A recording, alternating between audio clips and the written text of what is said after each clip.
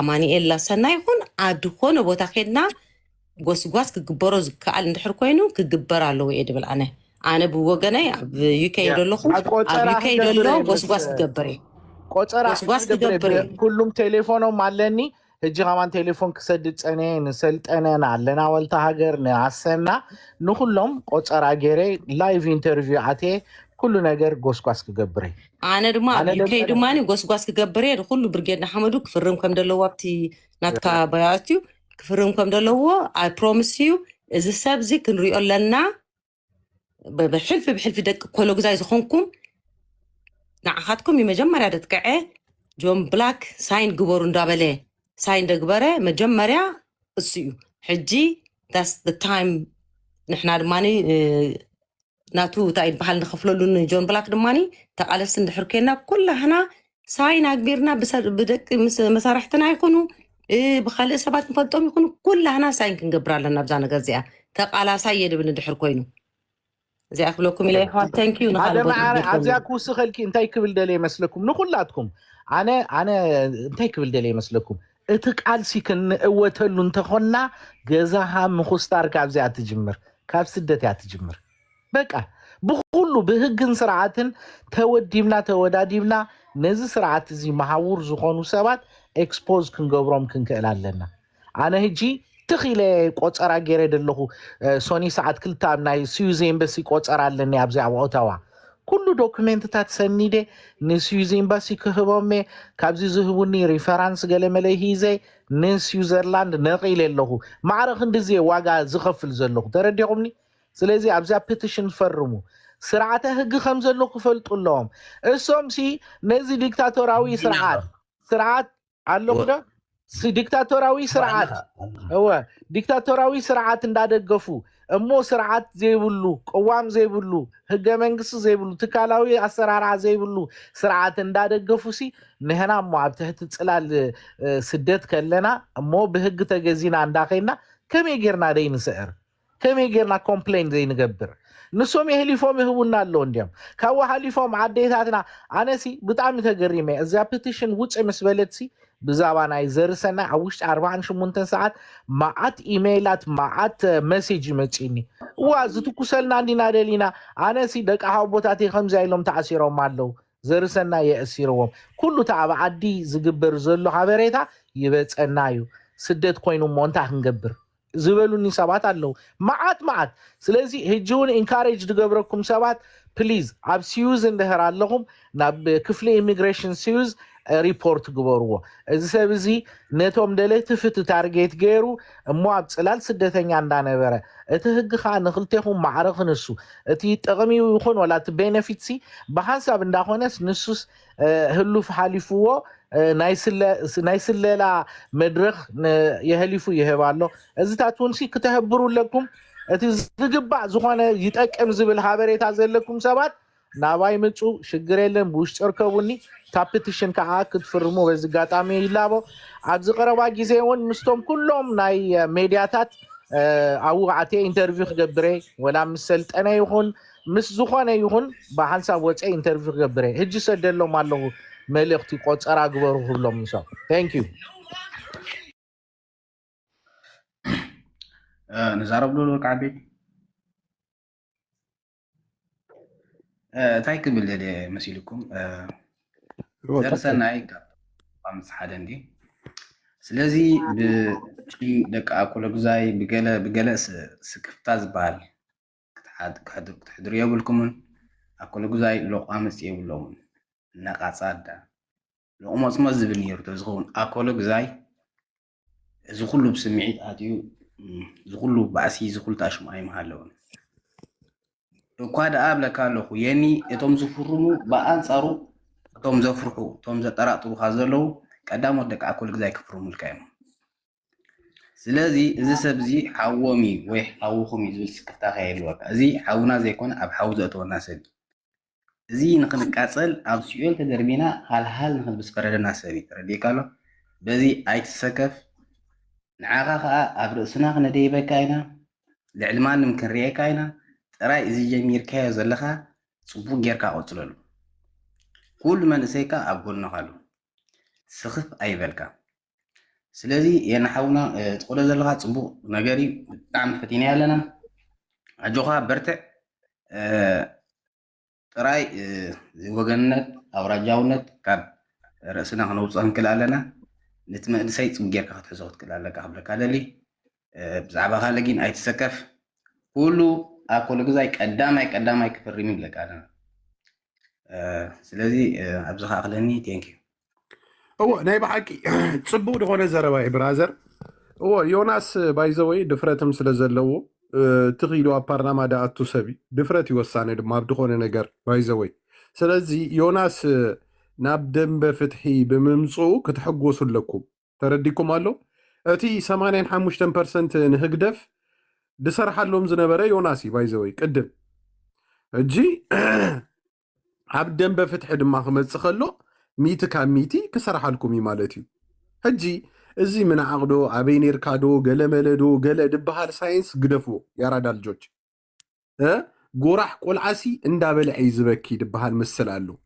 ሕጂ ጎራሓት ክትኮኑ ኣለኩም ዮናስ ብጣዕሚ ፈጣጣ እዩ ብሓቂ ኣብ ቅድሚ ኣምላኽ ሕጂ ክዕውተኩም ድኽእል ዮናስ እዩ ንድኾነ ቦታ ኣይሓፍረሉን እዩ ትኽኢሉ ይዳኣቶ ስለዚ ነዚ ነገር እዚ ተጠቀሙሉ ኣሕዋት ሰብ ምክሳብ ፅቡቕ እዩ ተረዲኩም ኣሎ ቋንቋ ምምላኽ ኣለዎ ድፍረት ኣለዎ ከድምዕ ይኽእል እዩ ከእምን ይኽእል እዩ ያራዳ ልጅ ስለዚ ብዙሕ ነገር ዝተዓወቶ ድማ ካብኦም ምስ ወፀ ርኢኹሞ ኢኹም ባዕልኹም ማለት እዩ ተረዲኩም ኣሎ ሕጂ ህግደፍ ንዮናስ እንድሕርያስ ትዝርጦ ኣይገርመኩምን በቃ ትዝርጦ ሕጂ ነዚ ነገር እዚ ተጠቀሙሉ ደንበ ፍትሒ ግልፂ ገይረ ክነግረኩም ኣብ ዓለም ከነግረኩም በቃ ሲስተማቲክ ኮይንካ መኻድያ ብራዘር ዝብል ክሳብ ዝደሎ ይሕንክስ እዩ እስኹም ድማ ኩሉ ነገር ክመዓራር እንድሕር ኮይኑ ብከምዚ ዓይነት ጉዳያት ከተተባብዕዎ ኣለኩም በቃ ብጎኑ ጠጠው ክትብሉ ኣለኩም እዚ ቀሊል ነገር ኣይኮን ዘርሰናይ ሲ ግደፍ እንዳበልና ኣነ ግደፍ ኢለ ናይ ጆን ኣነ ግደፍ ኢለ ግልፂ ገይረ ክነግረኩም ፒቲሽን ከፅሕፉ ከለው ክጉስጉስ ከሎሱ ኣነ ግደፍ ኢለዮ ሰብዕ ሲርካ እንታይ ጠቕመካ ሞ ነይበሎ ገለ ኢለዮ ሕሹኽ ኢልካ ዲ ገለ መለይልንናዓይ ማለት እዩ ተረዲኩም ኣሎ ስለዚ ባዕለጌ ብጣዕሚ ትማሊ ሓደ ወዲ ሓማሴን ግን ወዲ ትካቦ ዝበሃል ንክሰሶ ክበሃል ከሎ ሓደ ወዲ ሓማሴን ምፍራም ኣብዩ ኣይገርመኩምን ከምዚ ዓይነት ቆሻሻ ድኾነ ባህሪ ይደለዎም ዘርሰናይ ባዕለገ ክንደሻ መኺረ ደቂ ዓድኻ ከተእቱ ከለኻ ኣይትቀየር ስኢልካ ኣዛርቦም የዕልሎም ስለ ድፈትውኻ ስለ ዘኽብሩኻ ተበልክዎ ነይበሎም ከዳኣትዮም እዚኦም ኢሉ መሊስለይ ነይሩ ስለዚ ይሕዋት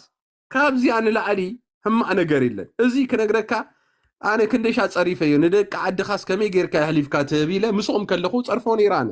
ኣብዚ ሚድያታት ማለት እዩ ከም ትርዩኒ ስለዚ እዚ ባዕለገይ ብጣዕሚ ነውራሚ እዚ ዝበላሓሉ ፃሕሊ ድሰብር እዩ ኣይዶኖ ካብቲ ከባብን ኮይኑ ኣይስማዓንን ዋላ እቲ ባህርያቱ በሎ እቲ ተግባሩ በሎ እቲ ጠባዩ በሎ እቲ ክፍኣቱ በሎ ኩሉ ነገር ናይቲ ዓዲ ኮነ ናይቲ ከባቢ ኮነ እቲ ከባቢ መስኪን እዩ ፈቃሪ እዩ ንፎ እዩ በቃ ኣለቀ ስለዚ ካብኦም ድወፀ ኮይኑ ኣይስማዓንን ባይዘወይ ይሕዋት ስለዚ እዚ ተጓሒፍልኩም ባይዘወይ እታ ዓድኹም ትፀር እምበር ወላ ሓንቲ ኣይትፅየቕን እየ ግልፂ ገይረ ክነግረኩም ይኺድ ኣብታ ሃገር ምሽ ይድግፍ ኣሎ ተባእ ኮይኑ ምሽ ይድግፍ ኣሎ እዚ ፃሕፃሒ ንኤርትራ ክኣቱ ከሎ ግን ኣብ ስሪኡ ኣንጢሙ ነይሩ ሸይኑ ነይሩ ዳሕራይ ዝነገርዎ ግን እትዮም ኣብኡ ደለው ሰባት እዮም ኣንጢብካ ኣለካ ብራዘር ስሪኻ ተፀይቃላ ምስ በልዎ ሽቃቀ ኣበሎ ኢሉ ኣዳልዩን ኢሉ እቲ ኣብ ድሕሪኡ ዝተሰርሐት ጓል እያ ነጊራትናይ ስለዚ ከምዚኦም ዓይነት ፃሕፃሕትሲ ኣብዚ መፂኦም ንተባኣት መንእሰያት ከዋርዱ ክፀርፉ ከለው ብጣዕሚ ዝገርም ባይዘወይ ብጣዕሚ ይድሕዝን ስለዚ እዚ ጉርጓዱ ሸውዓተ ማማሞቅ ከተእትዎ ኣለኩም ኩሉም ደንበ ፍትሒ ብሓንሳብ ሻማ ኢልኩም ነዛ ፒቲሽን ምልእዋ እመኑኒ ይድብለኩም እሱ ድማ ክኸይድ ከሎ መዓት ነገር ክዕውተኩም ይኽእል ኣብ ስዊዝ ክነግረካ በቲ ዝገበሮ እሱ እመነኒ ይድብለካ ሰከንድ ኣይፅንሕዎን እዮም ክትርእይዎ ኢኹም እንድሕር ብትክክል ህዝቡ ተኸቲሉ ዮናስ ከይዱ ማለት እዩ ኣለቀ ስለዚ ቀፅሎ ኣሕዋት ከይሕዘኩም ኣነ ባይ ደ ወይ ኣብዚኣ ንኩላትኩም ኖት ክገብር ዝደሊ እንታይ እዩ እዚ ፔቲሽን እዚ ዝኾነ ገንዘብ ኣይክፈሎን እዩ ብነፃ እዩ ክትፈልጦ ዘለኩም እቲ ፔቲሽን ኢንስቴት ኦፍ ፔይመንት ሼር በልዎ ኣባ ማለት እዩ ስለዚ ኣይትኽፈሉ ሰለስተ ሰባት ድዮም ገለ ከፊሎም ኣለው ሓሙሽተ ቅርሺ ኣይትኽፈሉ ኣይክፈልን እዩ ነፃ እዩ ሼር ጥራይ ግበሮ ኣብ ኩሉ ሶሻል ሜድያ ሼር ግበሮ ፌስቡክ እዚ ዋትስኣፕ ገለመለ ኣብ ኩሉ ሼር ግበሮ ወላቲ ሊንክሲ ነቶም ካልኦት ሰባት ብፕራይቬት መሴጅ ስደዱሎም ስለዚ ክፍረም ኣለዎ ኣትሊስት ህዝቢ ነዚ ፔቲሽን ንሕናቲ ጭብጥታት ሂዝና ኣለና ኩሉ እቲ ኣብ ቅድሚ ቤት ፍርዲ ድዩ ነቲ ክሲ ዝቐርብ ሰነዳት ኩሉ ኣለና ምሳና ግን እቲ ህዝቢ ሲ ተረዲዎ ከም ዘሎ ዘረጋግፅ ፔቲሽን ስለዝኾነ ኣገዳሲ እዩ ነቲ ኣቕሪብና ዘለና መርትዕ ዘደላድል ስለዝኾነ ኩልኩም ክትፍርሙ በዚ ጋጣሞ ይላቦ ኣዘርዋይስ ፍሪ እዩ ታንክ ዩ ኦኬ ቀጽሉ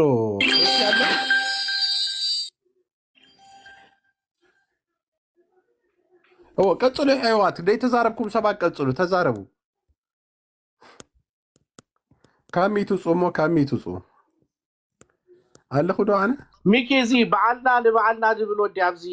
በዓሉ ንበዓሉ ዝብል ደሎሲ ኖ ኣይዛረብን ይደሎ ደቂሱ ዘሎ መስለኒ ኣውፃዮ ያ መን ይድብል ደሎ እዚ በዓልና እዚ በዓልና ንበዓልና ማለት ሰባይተቱ ሕዋት እዚ እናረኺብና ኢልኩም ሰባይተቱ ሃራይዶ ሪፖርት ሁሉ ስለዝበሉ ያ ንፋት ታብታብ ግበሩ ድማ ታብታብ ኮፒ ሊንክ ግበር ያራዳ ልጅ ኣብ ታሕቲ ደለኻ ሲልካ ኣብ ዓራትካ ተጋዲምካ ዝመስል ጮማ ዘረባ እንዳሃብናካ ሲ እንታይ ሆንካ ታብዳብ ደይ ትገብር እንታይ ካ ትፈዝዝ ደለኻ ህዝቢ ኤርትራ ታብታብ ግበር ተንቀሳቀስ ያራዳ ልጅ ኢድካ እንድሕር ዘይተንቀሳቂሱ ዶክተር እኮ የዝዘካዩ ኢድካ ሳፃብዕትኻ ሲ አንቀሳቀሰን ይብለካዩ ስለዚ ተጠቀሙ ልሕዋት ኢድኩም እንዳንቀሳቀስኩም ሰብ ከእቱየ ቴንክ ዩ ሶፊ ዋው ሼር ኮፒ ሊንክ ገለመለ ግበሩ ያራዳ ልጆች ወይ ላይ ኣብዚ አንገረር ንብል ደለና እኮ ንዓኻ ፍትሒ ክትረክብ ኢልና ኢና ብራዘር ዝፀገቡ ሰባት ድማ ከነንፍሶ ቢልና ኢና ኣብዚ መፂና ዝሓበጠ ጎማ ብንእሽተይ እሾክ ጌርካ ኢኻ ተንፍሳ ሕጂ ዘርሰናይ ገፁ ሓቢጡ ርእሱ ሓቢጡ ዳቢስቱ ሓቢጡ ዓይኑ ሓቢጡ እዚ ሕማሚ ኢና ንብሎ ደለና ከንዐ ኣብ ኤርትራ ወሲድናሲ በቃ ክንፍውሶ ኢና ንብል ደለና ህዝቢ ኤርትራ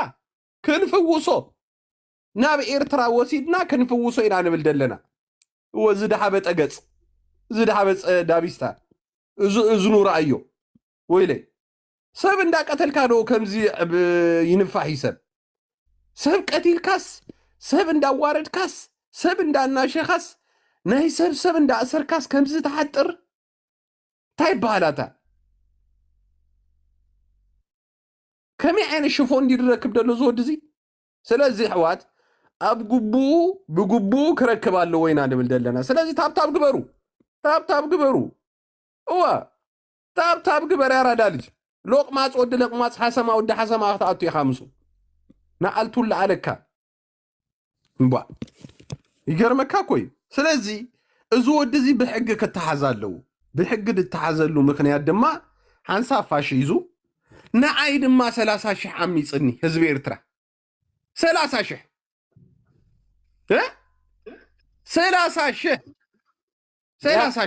ንርሶ እታ 30,000 እሞ ከዚሉ ገንዘብ ዘዋፅኡ ክስታይ እቲኣ ኣብ ኤርትራ ኣትዩ ከሎ ኣብ ንዑልቶ ኮይዱ ነይሩ ታባ ታቤላ ዘለዋ ሪእዋ ነይሩ ቪድዮ ምስክርነት ክትኮነካ ኤርትራ ከምዝኣተዎ ማለት ትክክል ኩሉ እቲ ቪድዮታት አንቶ ይዛረቡ ነይሮም ሲ እቲ ኤርትራ ክትኣቱ ከለካ ከምዚ ገይሩ ጭብጢ ገለ ብሎ ነይሮም እሲ ኮነ ንሕና ንብል ደለና ሰብ እዚ ቀዳም እንድህር ኣነ ንኣብነት ኣብ ካናዳ ኮይነ ብናይ ካናዳ ትራቨል ዶክመንት ኣብ ዝኾነ ሃገር ከይደ ካብኡ ድማ ኤርትራ እንድህር ኣተ ኣብ ኤርትራ ከም ዘለኹ እንድህር ተፈሊጡ ኣባ ከላይ ድጥረስ እቲ ኣሳለም ናተ ወረቐት እዮም ዳሃድጉኒ ዜግነት እንድህር ኣለካ ግን ከምድላይካ ዜጋ ናይ ካናዳ ኢኻ ኣብ ወላ ኤርትራ ይኹን ኣብ ኩሉ ሃገር ክትከይድ ትኽእል ኢኻ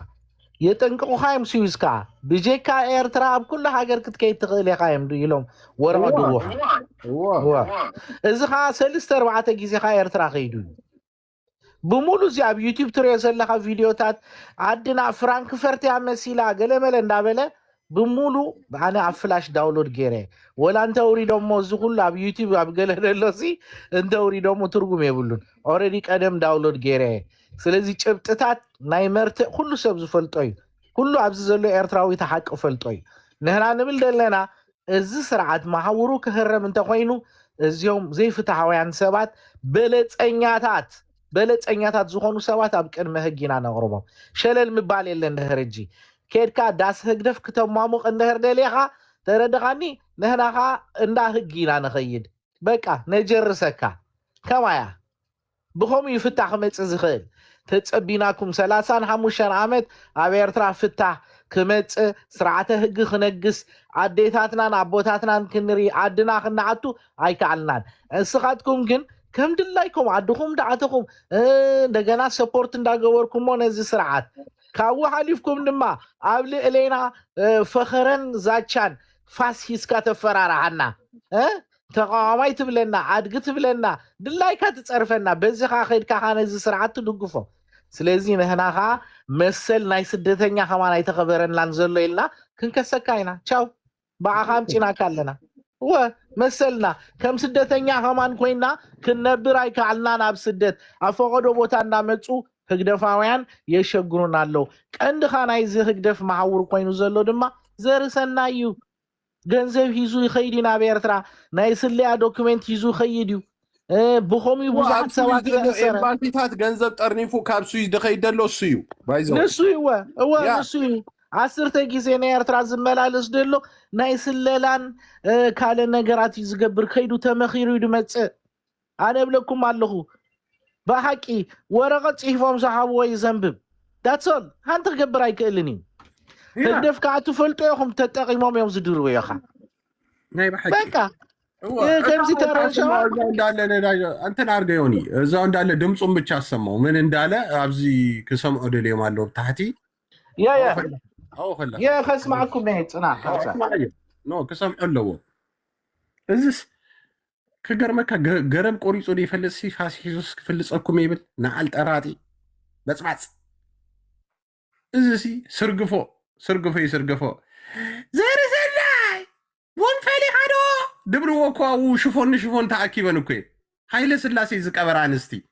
ናይ ኢሳያስ ስእሊ እንዳራእያሲ ዝወትረን ሕጂ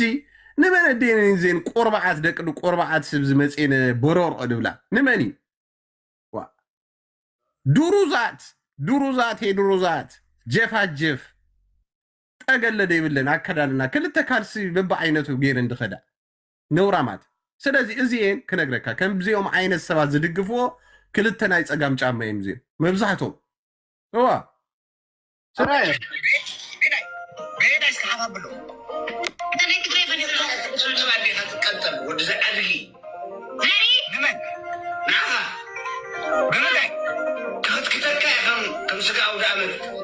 مرة غيرها أمثلة في صديقك أنت أدري بجهل بينا يسحبها بلو رباني تطاني كان تلعلن داري أنا تقري بديرة تقبر على بزا أنت ودي شو حتصدع نعيس بفاس كتك إيه نعيس بفاس السحاب بزي خيرك تحرر هذه مجنون بامبلا أما عبقورك 30 كتولك أبا فنجا هذه كسوق بزي تسقوريها بزي والدحارة بزي كأفز أدري تريد الحظ عيد مليون زلمة مع عبقورك خيدي أنا ود قرماي اللي سوادتك كنت فكر سبعيكم كان حلو እዚ ጥራይ ኮነ ብዙ ዘረባታቱን አለው ሚኪ ንካሎት ሰባቱን ኮሙ ገይሩ እንዳፈራረህ ደሃን ኣብታ ኤርትራ የራኽበና ኣብ እዚ ኣስመራ ትበሃል ዓዲ ተዓትዋ እንተኾንኩም ገለይሉ እንዳፈከረ ኸማን ኣለና ምድም ደሎ ነቶም ተቃወምቲ እስኻትኩም ሲ መን ስለ ዝኾንኩም ኢኹም ገለይሉ ብጣዕሚ በቃ ደለይቲ ፍትህ ብጣዕሚ ክስታይ ዝገብሮ እንደሎ بتعمي لنقاش الشام بقى أنا سدقر منسي بقى هقدر سي ديكتاتوراوي سرعات كنسو እንደገና بسدت سي من بارقلي نايدلو كنك ألس كم زين خلي غيرنا دلو مهنتو بقى نسو مسل غيرمو نسم عمات النت قبلالنت ديكتاتورنت بقى والكملاخي مخانسي اب عالم بقى هق غيرمو سرعته هق غيرمو تردغاني بقى هق غيرمو ኤርትራዊ استنايقو خم زنبر ولا بسويز يخون اب اوروبا يخون كلا انت ديو كغبر زي نحنا قال እንዳበሉስ ግልጽ በሜዳ ያዛረቡ በቃ እሞኸ سويسي ሰባዊነትካ አኽቢራ ተረድኻኒ ኣብዛ ዓዲ ከም ድላይካ ብናጽነትካ ኸቢርካ ስርዓተ ህግ ተኸቲልካ ኪዲላ ወረቀት ሂባትካ ክንሱ ነቲ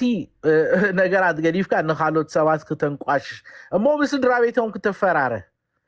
نفلتك إننا قال جل خمس عدي نفلتك هنا أيترسي عدي خابي كم زلا نفلت أنا جل ندابلس نتوم تقاومتس يفرارهم بك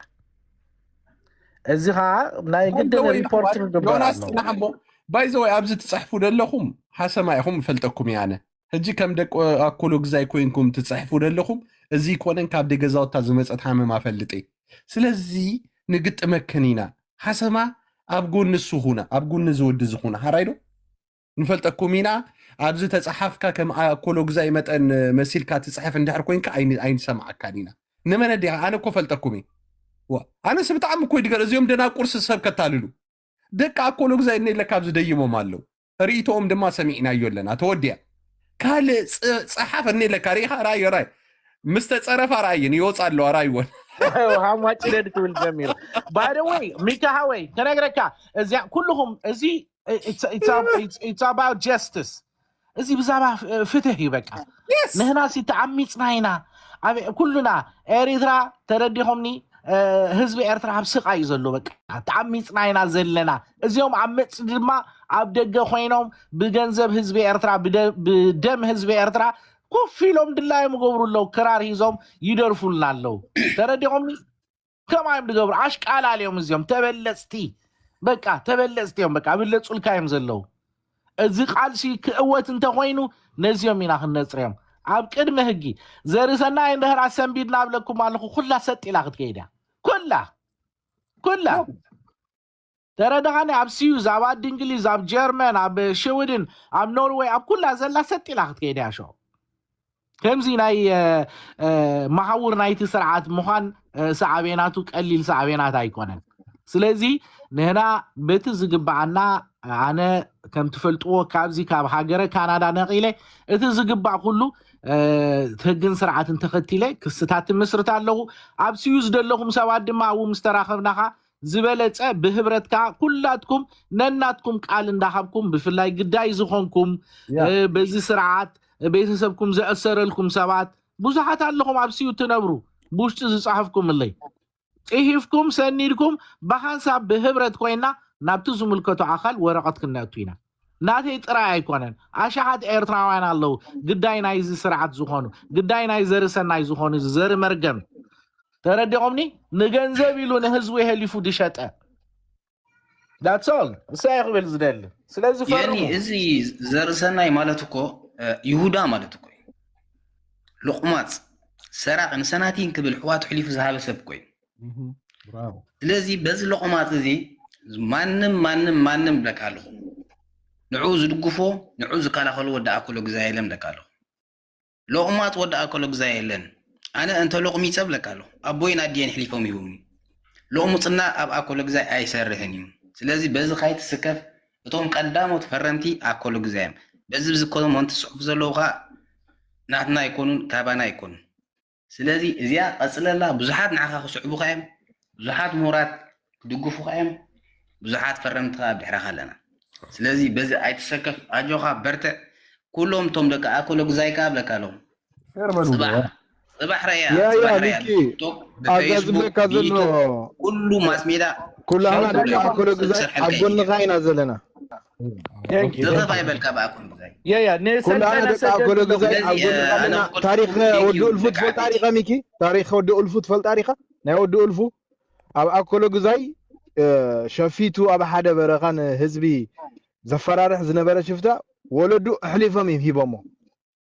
أبا كل جزاي كا تي نحن حجي بقى كل جزاي زي كنا بفتحي بقى كل جزاي ناب أوراجع قال ما نخط قوي ولا زي كنا تي حسب يا برافو نزي أبا جسكم وزلهم حسابات نحد زي فتح حوسب بقى تي زقبو مقطعات غوصل قبوي سلازي قدن ودا أكل جزاي سلازو خنا قال زي كنا نحن ركع أكل جزاي فتح حويان سلازو خنا أطرحنا نتي حما أصغر سب ولا أب قد قاد أتوه نحجزك ندقفوكم مالتي سلازي إذا سبزي كدعي نتوم مقالستو تزارب ندابل عشلات قول عدك 15 أبسوي زاتو هسانات